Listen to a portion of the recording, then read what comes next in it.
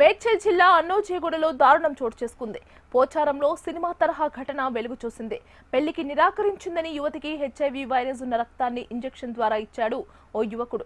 అన్నోజీగూడకు చెందిన ఓ యువతికి తన తండ్రి బంధువైన మనోహర్తో పెళ్లి చేయాలని నిర్ణయించుకున్నాడు. అయితే మనోహర్ తల్లిదండ్రులు హెచ్ఐవి వ్యాధితో బాధపడుతున్నట్లు తెలుసుకున్న యువతి తండ్రి 6 నెలల క్రితం ఉప్పల్లోని ఓ ల్యాబ్లో మనోహర్కు కూడా హెచ్ఐవి పరీక్షలు చేయించాడు. ఈ టెస్టులో మనోహర్కు హెచ్ఐవి పాజిటివ్ అని నిర్ధారణ అయింది. ఈ కారణంతో పెళ్లిని రద్దు చేసుకున్నారు.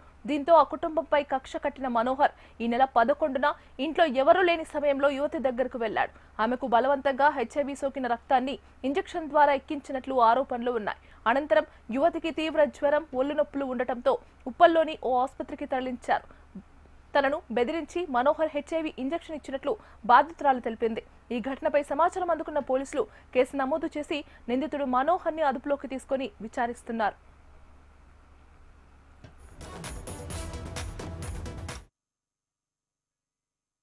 ఐటీ మల్కాజిగిరి కమిషనరేట్లోని పోచారం ఐటీ కారిడార్ పోలీస్ స్టేషన్లో పోలీస్ స్టేషన్ పరిధిలో ఒక సంఘటన జరిగింది. ఈ మనోహర్ అని చెప్పేసి అక్యూజ్డ్.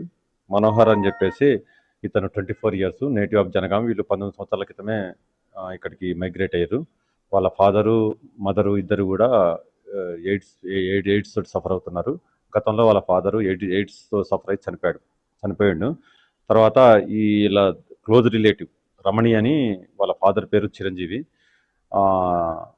రమణి అని చెప్పేసి వీళ్ళిద్దరికి కూడా పెళ్లి చేద్దామని పెద్దలు అనుకుంటారు. తర్వాత మా ఫాదర్కి మనోహర్ ఫాదర్కి కూడా ఎయిడ్స్ ఉండటం వల్ల ఈ అబ్బాయికి కూడా ఏమైనా ఉన్నదా అని చెప్పేసి టెస్ట్ చేయించడం జరిగింది.